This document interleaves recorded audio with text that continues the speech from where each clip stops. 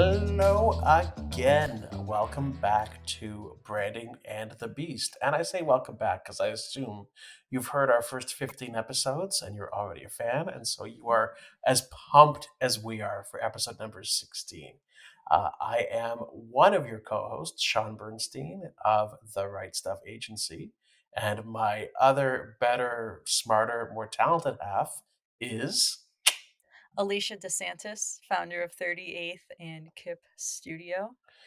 I would argue I am not smarter nor better nor anything. I am younger. By a few months. I am really excited to talk to Christine today. And I say that because I was on Christine's podcast a couple of months ago. I'm a big fan and a big follower. Everything she says is just a gem. And I said, do you want to be on our podcast? She said, of course, I would love to. And I basically said, look, carte blanche, what do you want to talk about? And so she sent me this, voice note that I think I transcribed for you that was just full of pearls already. But we really kind of settled on the importance of keeping it simple, which speaks so much to my own heart because that is what I'm striving to do with all of my clients is keep things simple. There is this misconception out there that when people are smart they need to use and hear big words, that using big words and engaging with big words and really complicated words is this mark of intelligence. And I don't believe that for a minute. That's my inner journalist talking. I use a lot of big words in my speech, and I'm guilty of it too. But sometimes the smartest things you can say are some of the simplest things, and the most profound things are just bloody simple. So keeping it simple is so important. I love that. And I am so excited to share. I have two examples. This one example is so hilarious. They're both hilarious, but this one is like a hipster. If you could put a hipster in a bottle and turn it into a brand. And I am probably fit the mold of a hipster, to be honest. So I say that. No. Yeah, I think so. I Oh, think so. I you're mean, the original hipster. I have a tattoo of a phoenix. I mean, come on. And I'm a vegetarian. I mean, we're sensing a Cliche trend much? here. But these two companies, I'm going to read you some of the about us and some of their headlines. Talk about keeping it simple. Like so many times with branding, it especially with like mission statements and value propositions, people feel like they got to squeeze so much into one sentence. It's like just because it's not in that sentence doesn't mean you don't do it and it's not valuable. Like you don't have to put everything in the kitchen sink, you know, above the fold on your website or in an advertisement. Like there is such a beauty about keeping it simple, and some of the very best brands, both in messaging and in creative. I think of Milton Glazer's "I Love New York," very famous. That is incredibly simple. The beauty of simplicity, I want to hear Christine's thoughts, is that it's memorable. It's memorable and it's duplicable. If you want your customers or your clients to be your marketing team, if you want them to refer, if you want them to engage, if you want them to tell others, they have to know what the heck they're talking about. And if it's too long, too convoluted, too opaque, too messy, too cluttered, they won't do it. They don't get it. They won't call you in the first place, and they're not going to tell anybody else. It's really Right, that simple. Speaking of right. simple. So let me share. I'm going to share two examples with you. The first one, it literally took myself and a team of other marketers trying to understand what this page was. This was back when I was at Pop Menu, a great marketing team there. And we could not figure out what this company did. So I'm going to read it to you. They're called IMI. We build better beverage business. Okay. I am not making this up. Pure and simple. We pursue professional excellence, increase sales, and healthy profits. Partnership and perfection are our watchwords. Whether we're collaborating with you to craft a collection of new classic cocktails, we are champions of service and quality. That has made us industry leaders in the on-premise hospitality channel. Okay, so what do you do? Manage for 30 years, we've maintained a singular focus to manage in the best interests of our clients. It's so vague. What does that mean? There's a great Seinfeld meme that I love with Frank Costanza, George's father, when it's him and Elaine at the police station, and she makes some sort of threat, and Jerry Stiller, in his brilliance, just puts his hands in the air and says, "What the hell does that mean?" And I love that meme. I use it constantly. That is my exact thought when I hear that. What Oh, is that the funny? heck are they talking about? What is that? Still don't really understand what they do. All right, here's another one. This is a big, big name. Deloitte. Hmm. I know that name from somewhere. I'm like, what do they do? So I go over to their services, industries, insights, all their drop downs. I can't figure it out. I scroll all the way to the bottom. Okay, about us, about Deloitte. What do they do? Making an impact that matters. Here at Deloitte, I can't see your face because I'm reading this. We are continuously evolving how we work and look at marketplace challenges so we can continue to deliver measurable, sustainable results for our clients and our communities. What the hell does that mean?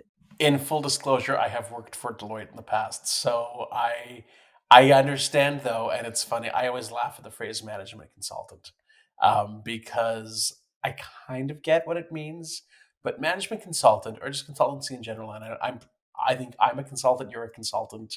So many of us are, but it's the most amorphous word in the world. It can mean anything to anyone.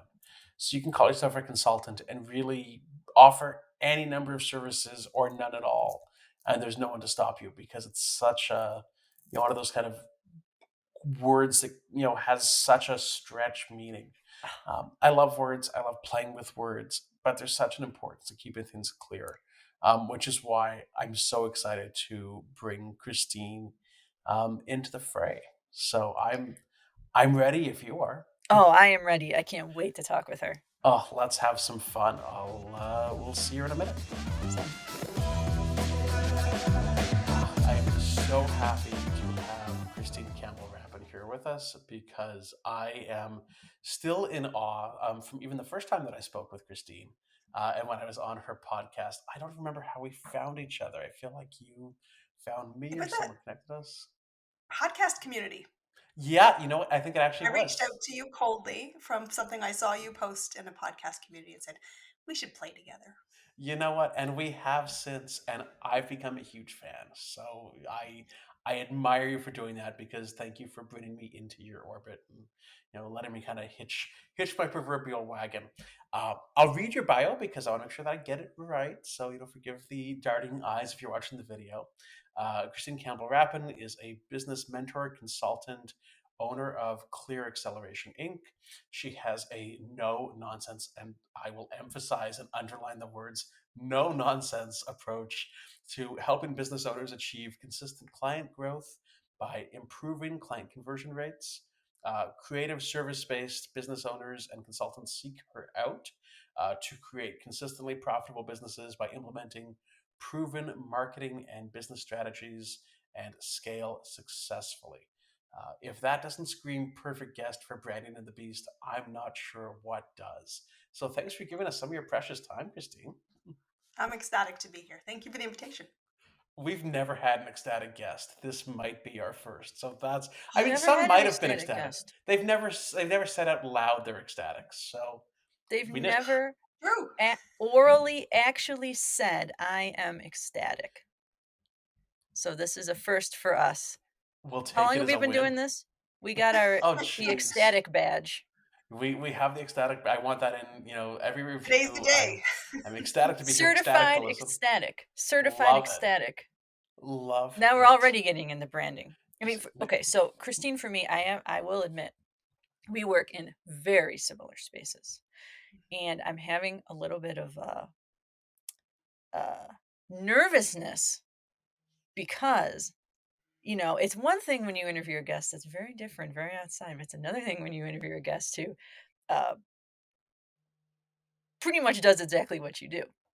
So I am Maybe, really, maybe not. I, But anticipation, not I nervousness, yes, anticipation. yes, I'm channeling the nervousness into breathing techniques that Shaun taught me on the previous Branding in the Beast when we did a yoga session and the outro. So I'm doing my yoga breathing, my dragon breath. Love it. But I am Now, super stoked to ask you so many questions. I'm going to have Shaun ask the first question, though. I want to know the path. I want to know how you got to this place where you realize that being clear and consistent is, one of the most important things that branding can do. So, how did that kind of come to you that so many folks were missing the boat on this, so to speak? Well, I think it actually starts when I was just a toddler and I was just new into my career. And I started my career in marketing. I had a lot of business exposure. I did an undergrad in business and I started to specialize in marketing. And my first early careers, I really upset the marketing peeps because they kept saying, it's pretty, so what? That wasn't really popular, but I kept asking it because I said it has to do more than have an aesthetic. It should be a given. But if that's our only thing, I'm still missing what the heck. And it always was in when we were about to pitch a project or pitch something to somebody we needed to influence, whether that was internal stakeholders, potentially, external stakeholders. And I kept saying, well, you need to be prepared to answer that because I watched my dad who was in sales. So I saw the other side of that conversation a lot in my early growing up and who I modeled my behavior around. And eventually the marketing people just said, we're going to put you on the hot seat. And I started to be in client conversations and I started to really work from the other side of the so what factor, which is a big hallmark of the work I do with my clients, and said it has to create movement. And so that's when it first started. But a lot of people through the years of business kept coming to me saying, like, what do you do to create business? And I kept saying, you've got to connect the dots. And congruency is really important. And we all have blind spots around it. So I kept having invitations to coffee or a glass of wine or a walk on the river, or depending on how people knew me, just explain to me how you see the world because I'm always connecting the dots. People, places, consequences. That's just the way I'm wired. And it led to people saying, you're so clear. I love being around you because you're clear. And I said, well, clarity is the ultimate accelerator, which started a little bit around clear is actually an acronym. It's about an inside joke with my name and my husband's name and the empire we were going to create and are creating. But it really was you have to get clear in order to move. And we always have room for clarity to be improved. But that's how it all started because I always feel like I'm a toddler still asking, so what? I love that. So there's a strategy I use when I'm working on value propositions. It's the why, asking why 5 times. Mm-hmm. So why would someone buy from you? Okay, but why would they buy from you? Okay, but why? Why? Why? And after 5 times, usually you get down to the crux of it and really 100%. why they're in business. It's so important. And that's a similar exercise to not just your brand, but why are you even choosing to show up and Yeah. be visible? There's a lot of easier ways. So you've got to have that fire. And I tell people all the time, you do not have to be your only fuel source, but you must be your own engine. And that's when you get to that heart of what is the why? The why is the engine. Because I've tried, trust me, I've tried. I can't drag you there. And people say, I want to know, I want to get clearer. Just tell me what to say, how to say it, and who to say it with. And I'm like, it's not how this works. We'll get there. Right. But before I can just throw lipstick on it, we need to jump into that 5 depth that you're suggesting is really important because without it, sounds good. Is it true? Well, it's so hard for small businesses and new businesses to understand that. So what are some things you see, common things you see that are big pitfalls with businesses, with entrepreneurs that are trying to understand this and they're just starting out? I'm going to say there's two really important things. Firstly, I think you've been misguided in what marketing is all about. Let's talk that one first. Because a lot of people have told you, talk about the pain, describe it. And that sounds good. It's not effective. Because one of two things are happening for your buyer, and that's what you're trying to connect to.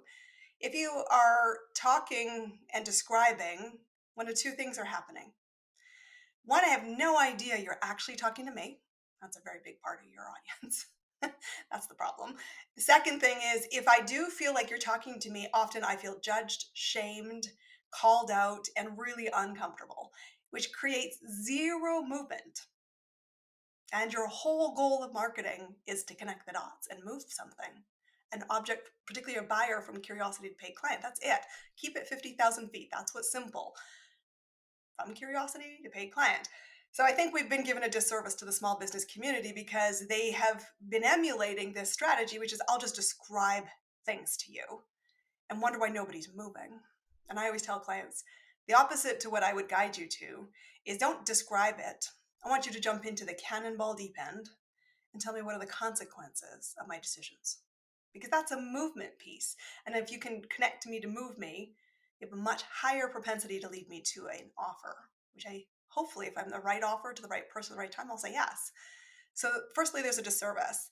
The second thing that we're taught or we kind of hear as guidance is that we should look at the world of marketing as a place where you convince people and you go after people.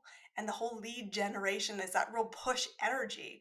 And I said, no, you have to know what you stand for so that people will be pulled towards you. And you have to have intentional strategies to move people. But movement is the key. And because you're observing others as your best practice, you fall into the trap of describing, shaming, judging, or worse yet, you fall into the trap where you're thinking, I sound like everybody else, which is the place of enlightenment, is what I call it. So you've been through some work, you've done some things, you know how to solve something. So you, even if you don't intend to, you come from a bit of a preachiness element. Let me fix you, let me show you, let me guide you. I'm the solution. And it's so disheartening because that's what they get wrong. Your client isn't in the place of enlightenment. And so when you sell yourself or position yourself or describe yourself, you really are preening for your peers, which are not your buyers. And staying there is dangerous because your person who really is seeking you doesn't have that language that you have. They don't have the confidence to connect the dots. And you're trying to convince them that the solution is a bit of a unicorn. And honestly, they are trying to breathe the first step. So I think that's the challenge that small business and emerging entrepreneurs have is they get caught in the place of enlightenment. They get caught in the description, and none of that leads to where success is created, which is in the pivot point of movement. Thank you. I'm just You're counting the nuggets. Like I've got one hand tally. I'm on the second hand, just kind of dropping, these pearls of You're wisdom. writing on the wall, on the Yeah, back. You actually, the got a walls of this Post-it note. closet magic will become marker. this wall of this closet will become a whiteboard. They're now whiteboard painted. So yes, I will be able to do that while I'm recording this podcast in a couple weeks. Uh, that rings so true to me. I come from the legal world, and the legal world is incredibly.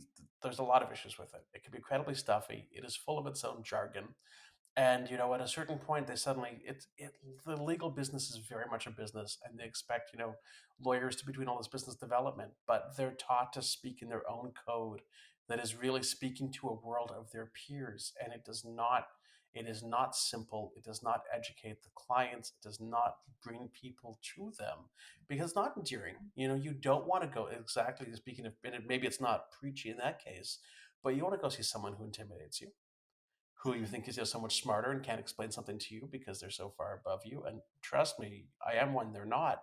But when they put themselves out as such, it's a real problem. Mhm. And it's a real problem. So many people don't put themselves, and that's what I try to do in my business as well, is put yourself in your client's shoes first. and go from there. And I try to help my clients put themselves in their clients' shoes first, and that's a lot of the work that I do. How do you start to put those shoes on as an entrepreneur, as a small business? I think starts with becoming an observer and a really active observer. I tell people, you can't connect to your audience if you don't ever talk to your audience, especially if you're trying to pull from an audience a buyer. And that's the ultimate goal of business. And so I said, when I first moved to the UK and talk about, a funny brand journey, I was a Canadian who went abroad. I was working in the UK and I was a hybrid. I was in a business development role, but I was the in-store innovation team lead for Procter and Gamble at the time on the beauty category. So big dollars, big microscope. And I kept saying, we're presenting an idea based on what I was told to present. And someone with the same thing would say, it's not going to work there. I'd be like, fascinating. And I have no idea why. And it seemed like a really obvious thing, but I'm obviously not British. And I didn't have the nuances of the different conversations that happen in different parts of the country. So what did I do? Well, I got in my car. I have a really eclectic, fascinating bit of my factoids.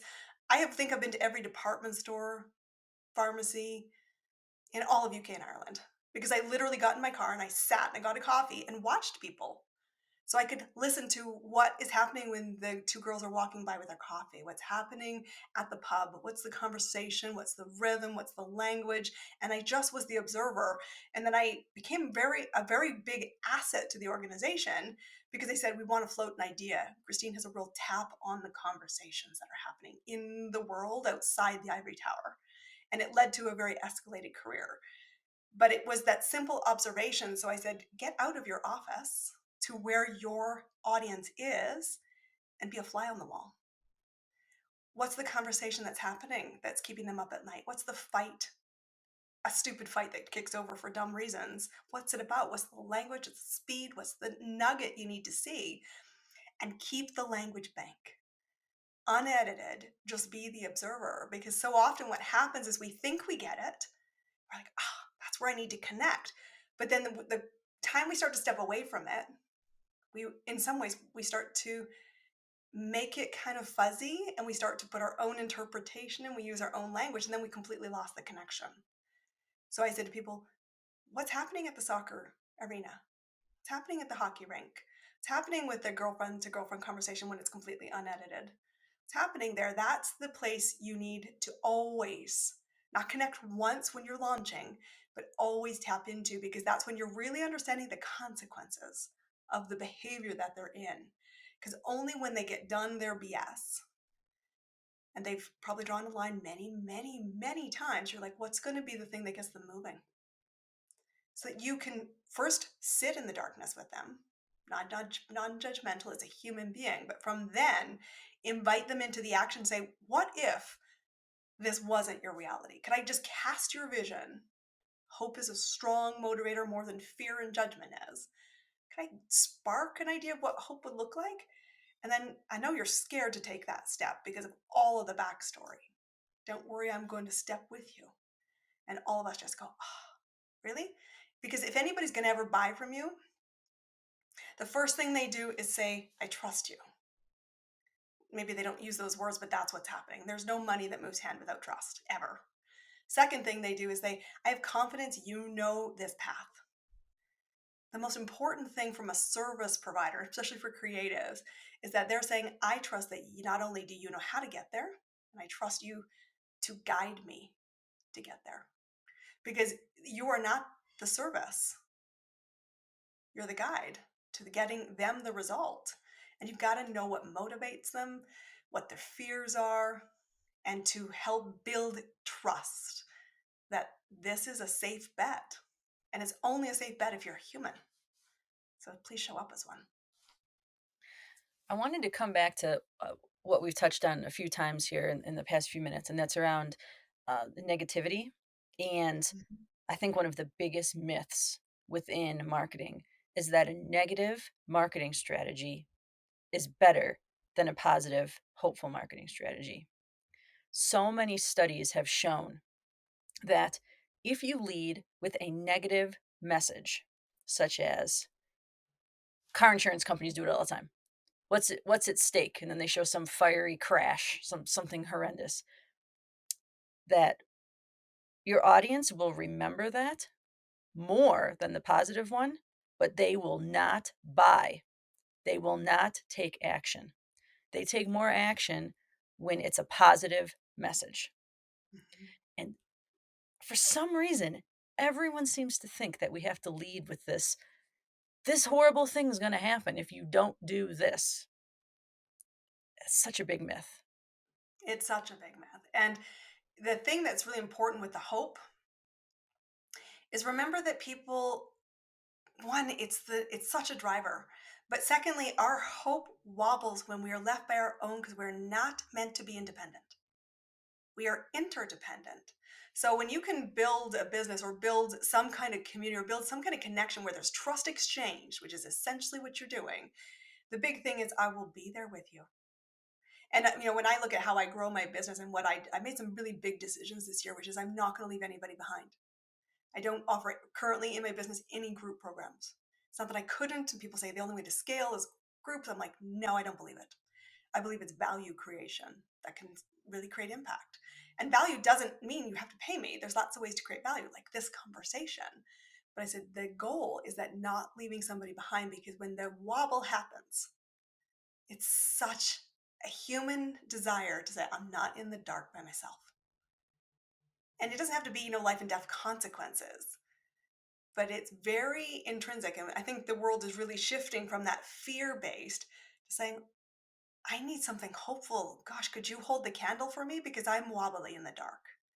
And I think that's why we talk branding. I said, I think brand essence is what do you stand for? It has to be so clear that when you're not in the room, someone goes, I feel that way. And you have to craft it. And you have to, importantly, have other people around you to help you with your blind spots, because we will have them. We're like, I did not know that I'd cast out that little seed of doubt that may be leading to a trust breakdown. And I'm so grateful when somebody says to me, as I did to Shaun way back when we met, and I said, I love what you're doing. But nowhere in here where you're saying, here's why you should do it with me. And he's like, I can't unsee that. It stuck with me. It's still there. I don't always do it, but it's still there. It's back of my mind for every single post. Identify the huge gap. You talk about being the guide, and you talk about sort of, guiding someone through that. As a new entrepreneur, sometimes you don't always know where you're going. You could be the guide, but you don't know the map. It's dark, the light is dim, it's raining. How do you, and I don't know that it's really a matter of sort of fake it till you make it, but how do you be that guide for someone else when you're still learning the journey?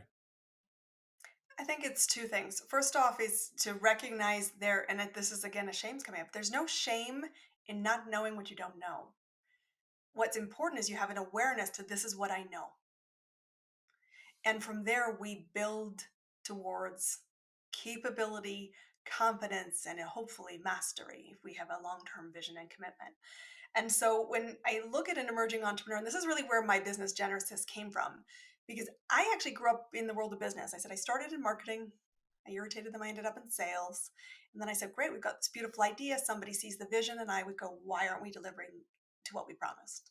So I ended up in operations. And those abilities to connect the dots, which is what makes me a really good thinking partner for emerging entrepreneurs, because they don't have all three skill sets, and all three skill sets are going to be needed. Maybe not on day one, but certainly over the course of the journey.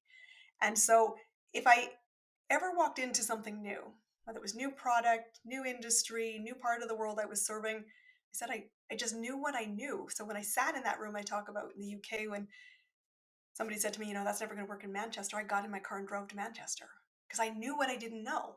I said, well, I know this. It isn't going to get me the best decision, so I must learn. I must commit to that path. And I went with people who were able to answer my questions. So the biggest way to accelerate your learning is not to figure out what you don't know. Say, this is what I know. How can I build on it? And how can I look to other people who have gone on the path before me? And can I observe them? Can I model them? Can I work with them? And if you think about working with someone, here's just a tip around that. Just because they can do it for themselves doesn't mean they're great teachers for them to show you how to do it. Make sure you're asking questions around that, because many people can't deconstruct their success. And if you're looking for a guide to model and walk hand in hand in, you need somebody to have that interest and that skill. And that's sometimes where the challenge lies. It's like you can't watch somebody and acquire it. Skill set, confidence, and capabilities are a self created through action. So I say to people, observe, model, find people who can teach you, and be aware of where you are strong, and think of how to expand the pie. And be committed to, I won't have all the answers. Because even for somebody who, I've been in business now many, many, many years, and I've created lots and lots and lots of money for other people. There's lots of days I wobble and go, oh my God, I've never done that before. And I challenge myself. I actually have a picture on my wall. It sits where I see facing when I'm working, which is life happens outside your comfort zone. And so I challenge myself every day. What can I do that scares me? What can I do that I'm going to suck at? And if you follow my social media recently, I talked about the fact my mother's a master at something. I've watched her do it my whole life. I've never had to do it myself. But my mom's like, I'm getting older. Don't really want to do this anymore. I'm like, my husband's like, go learn the skill. And she kept thinking, I'll just take over for you because you're a disaster at this. And I was. Was a disaster at it. I said, I don't get better by watching you. I get better by doing it myself. And I'm a heck of a lot better 6 times later. And the first one, I threw it out. What is she a master at? I have to ask now. She's a master at smoking smoked salmon. She lives on the west coast of BC, and I I was was like, you need I to know was how not to make expecting smoked that. salmon. I was not And so I had to expecting it. start from filleting a fish, and I will tell you, filleting a fish is, you can watch 100 videos, but until the knife's in your hand and you're moving this very slimy, thing, there's a lot of nuance. And there's a lot of nuance in business. And I could watch her and she could take over, and I could hear her cackling on the phone saying, Christina's trying to do this and it's really entertaining. I'm like, thanks, Mom, for that show of support. But I said, at the end of the day, the funny thing, I kept guiding on, one, I will always have this memory and I've learned a lot. And 2, when I taste it and when it's cut into pieces, nobody will tell which is yours and which is mine. But I applied myself to the suck. And I said, and I used it also to propel and have conversations with my other peers, which said, you may see me as someone who's more advanced than you, but I didn't get here overnight, nor will you. But I can be a great guide to help you because I have the ability to connect the pieces. And I always tell my clients, you're not to model me exactly how I choose to do business. When I think of mentorship, and that's why I call myself a mentor versus a coach, I always say, importantly, there's not one way to grow a business. We have to find the way you want to grow your business and help you master that skill. Some I can help you teach and guide you on. Others I will connect you to some resources. But it's important to recognize, what do you know? Where might some awareness of gaps exist? And it's the invitation that you must make to yourself. Step into the uncomfortable, because you have to acquire it. That's how confidence is built. So I'd like to pivot into more tactile, more action-based questions, since we're talking about filleting fish, which is very tactile. What are some specific tips a business owner can take to distill down their message into something that makes sense for their audience? So I always ask my clients 3 questions, and it's working your way to this answer, and it's a bit like an onion. It goes to those 3 so whats. The first thing is, why are you choosing to even go down this path? And you said that. There's the exercise of the why and going down 5 levels, because you have to be sure that your commitment reaches past convenience. And you should share with people why this path for you is a non-negotiable, and put visual reminders in your workspaces. I'm a big fan of Post-it notes and permission slips, that this is a choice I'm making. And everything I want is on the other side of fear. So that's the first one, is really getting into that why. Second one is I said, we touched on it a little bit, but you need to know what the consequences are for your audience. And I want you to be keeping a language bank. I want you to be connecting to exactly what you hear. And I always keep a note, something on my phone, a notes on my phone. I'm constantly, if I'm going to create any copy, I'm going to create any offer, I don't start without looking there first, to put myself into the mindset of who I want to speak to. because niching isn't she's 40, she lives in Canada, and she has children. That's not what niching is. I think the world's got that wrong. It is about what's the pivot point that motivates her, the consequences that gets her going, and why is it not negotiable for her. If I can get into that, my one-to-one copy always converts really high. But the third thing is, why you? And this is the bigger kicker. Because you need to be starting the question probably by asking those around you, peers you respect, to be honest and help you with clarity. Why would you hire me? Why do you invite me into the room? Why do you refer me? What value do I bring? Because it is really hard for us to see our own value, myself included. I never set out to mentor people, ever. I set out to be a great entrepreneur. People kept saying, tell me how to run a business. And I'm like, sure. 2 things grow business, 3 things help you get more yeses. Simple. They're like, holy Dinah. Can't be that simple. I'm like, I didn't say it was effortless. But those 3 questions are really important. And like an onion, you constantly want to cut it back another layer and back another layer, because once you get clarity on those 3 questions, you start to create. You become the creator of the copy, the creator of the website, the creator of the video, creator of any kind of style you want to execute, doesn't matter. And then I want you to have somebody you trust to be bringing in your blind spots. It says, does it show up that way? And be open to that. This could be a humbling conversation. Don't usually get it right the first time, but keep committed to then going back to the first question, which is, why do I need to keep fine-tuning this? Because your goal is to be the magnet that pulls the right people to you. And the moment they step into your creation, they go, I feel like I'm in the right space, because it creates safety and trust. And without those, they don't keep moving. And as part of the bigger tactic is everything that you create as a creator has to connect to a step. Sometimes they're 3-dimensional, so it's not just completely linear, but challenge yourself to go, where does this go? And the simplest way I know to do that is to pretend you're 2 years old and say, so what? What do I see? Where am I moving? Why do I care?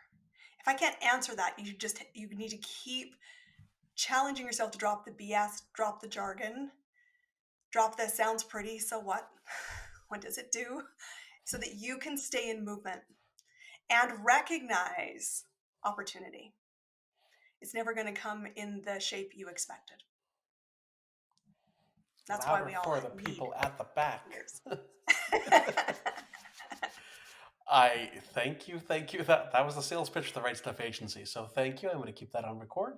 Um, I'm going to ask you a silly question, then I'll throw it to Alicia to sort of go for our surprise questions. I think we need to bring that in on this one. I'm curious to hear where that goes. But as someone who is spewing is the wrong verb, but so much wisdom, and it's just everything's just so many pearls, and you're always looking at the world through such an interesting lens. How do you unwind? How do you like turn it off and zone out? What's your getaway? It's actually a couple things. So most people would find this shocking, and you'll probably find it shocking too. I'm an introvert. I am an introvert by nature. I have learned through my career and through my business, if I wanted something, I had to embrace the fear and go anyway and embrace the suck. And so to me, there's a lot of really important time of downtime. And to me, that can mean a couple of different things. I love to read. I love to walk in nature. I love, I treat myself in my business. I'm a little sloppy on it now, but I'm committed to the last 4 months of the year. I take what I call CEO days. And they're days that I clear all my day. I don't take any phone calls, don't do any meetings, and I don't take any current work with me into the day. I take a blank new notebook. I love new notebooks. And I just let ideas percolate. I spend a lot of time in the what if. What am I grateful for? What have I challenged myself on? And am I showing up and sleeping well? And so there's a lot of reconnection to myself, where I said it's not about the executing, it's not about the doing, it's a little bit about the being. So that I go back to, am I showing up as non-negotiable to this path I choose? And does my current business, the big question, do my current business, my current life is about, my business is about supporting the life, not the other way around. Am I in integrity? And so to me, that's free play day. And I call them play days, CEO play days. So for me, that's important because it is, and I don't share the outcomes of that, but I use them to go back to and just measure my progress. The other thing that I do just is an interesting one is somebody gifted me several years ago a 5-year journal. And every day at the end of the day, I write in that. And that's my final thought of the day before I, say my things I'm thankful for as I go to bed. But I'm always reflecting in quiet spaces to recharge my batteries. Wow. You don't So believe I'm an introvert. No, it's I had a conversation with a friend of mine who is the director of our Chamber of Commerce, who is the most gregarious social woman. She did amazing things for the chamber. I'm on the board because people just loved her and adored her. We had breakfast a few weeks ago. She said she's an introvert. I said, how did you do those? She did these large scale events where she could work a room. She said it was part of the job, and she enjoyed it, but she would have to recover for a couple days after. I was shocked. I would never have expected it. So Yeah. I It's a bit get of it. know I've heard it. yourself. Yeah. Yeah, it's a bit of know yourself and also think of that bigger why, because it goes back to that question. If I know the end goal is the ripple I want to cast, who do I need to show up as to cast it? And so when I've had to go speak on stages, and speaking is a big part of my business, and I've taught it professionally in my career as a give back, because I'm like, I know how terrifying this is, but I choose to be that person in that moment. I usually have to dance on stage before I get there, and I usually have to dance on stage after to just get all the energy out. Quiet time. Now I'm excited and nervous about the special question. Ooh, well, okay. surprise. So I'm at a what's that called?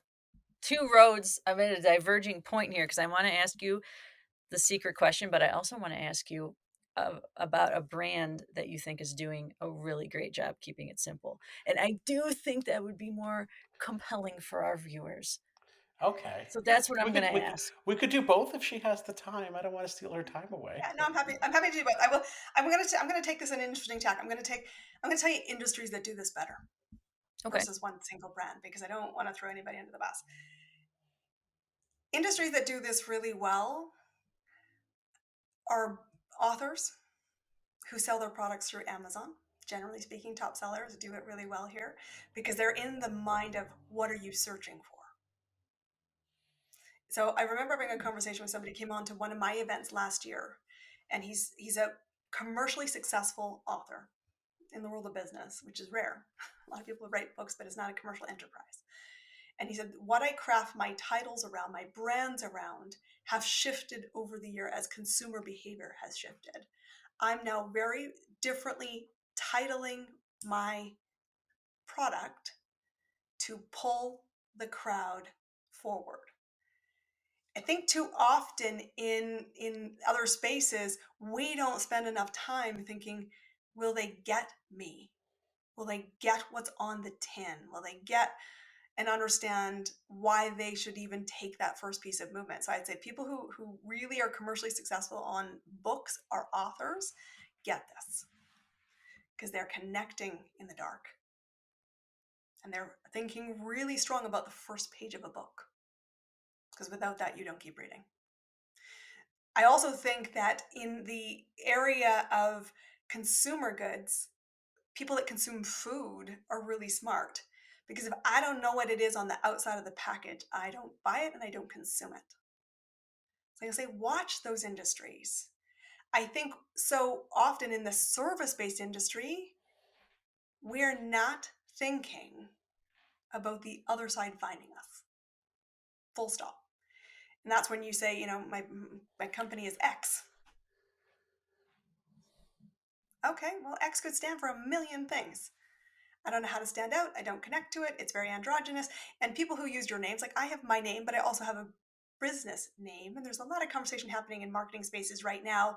Should you have a corporate name or should you be a personal branded entity? And sometimes we ride that line by saying, Clear Acceleration with Christine Campbell Rapin. The podcast is with my name in it because the personal brand is what people will choose to buy if they buy my services.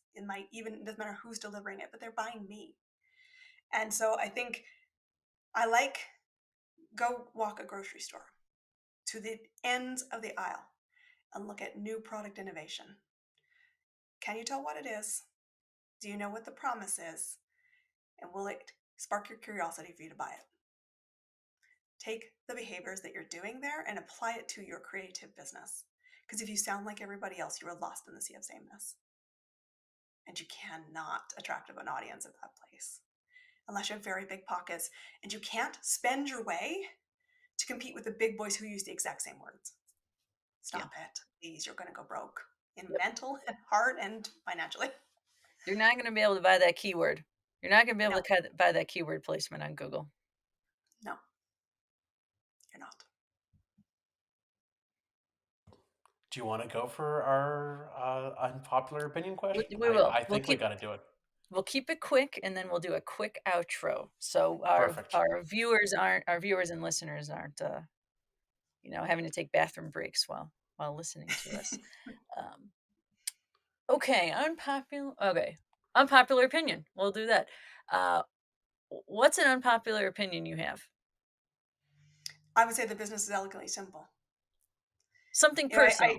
Something personal. Something personal to me.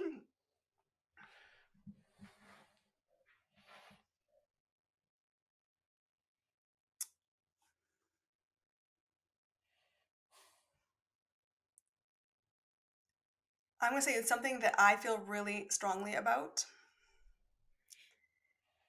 is that you must step into fear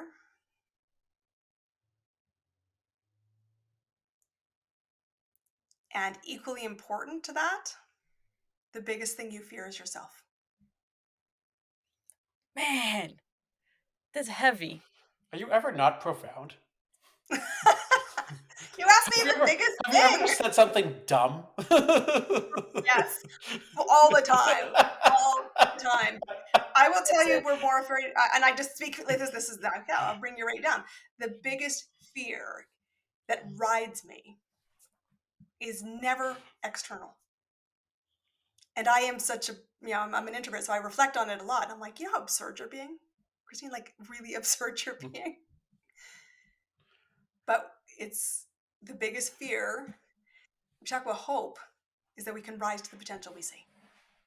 And then when I know the biggest thing for me, the most uncontroversial opinion, it's up to nobody else but me, and it's me who's my biggest problem.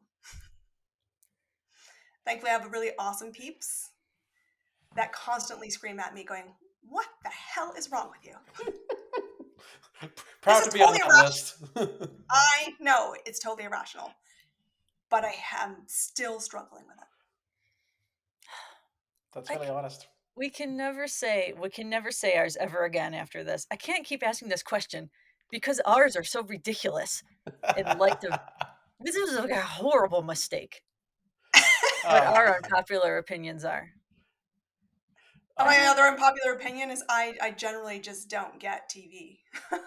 Okay, okay, all right. You want something frivolous? I will tell you a funny story, and I will respect your audience. When I first started my first business, I said I built it 1 hour a day. My trade for my family was, I can't understand why you need to watch Friends for the millionth time.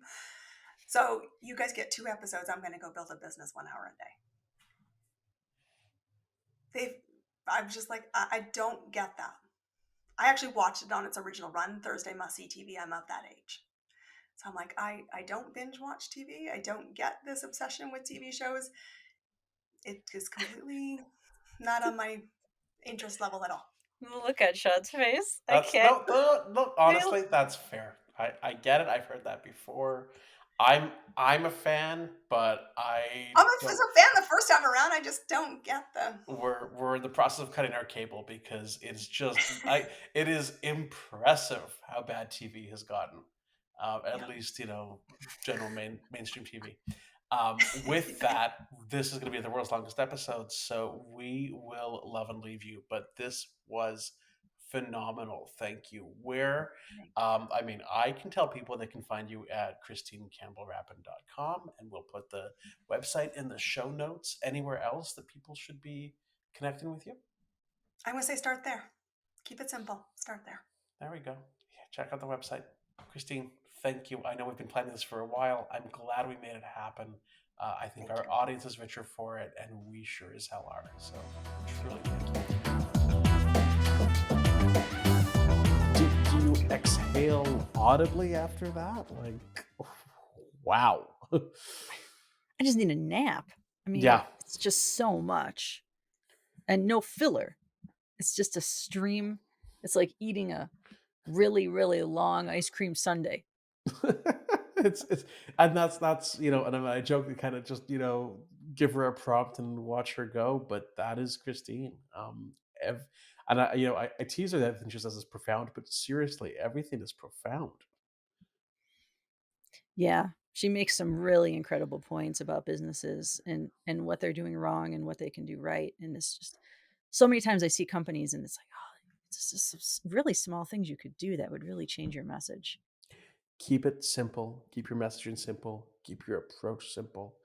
We make it too again, I come from the industry of making it too complicated. We make it too complicated. So I am out to help keep things clear and simple. You are out to help keep things clear and simple.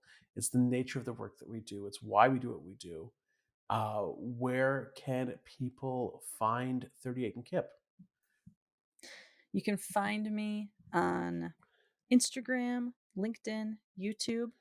Just search 38th, that's 38, and Kip, KIP, and I will come up. Again, my name is Alicia Disantis. Find me all over the web. And I am Shaun Bernstein of The Right, WRITE, Stuff Agency, therightstuff.agency, Shaun, SHAUN, at therightstuff.agency, Instagram, The Right Stuff Agency, Facebook, The Right Stuff Agency, TikTok, for some unknown reason, The Right Stuff Agency. I'm around. I'm not hard. Look for the redhead. I think I had hair when we started this podcast, but not this And episode. I meant the podcast in we had general. hair when we started this episode. It was so Exactly. intense. All the hair fell out. Exactly. You should see my sink. Anyway, this was a pleasure. Thank you as always, and thanks everybody for watching and for listening.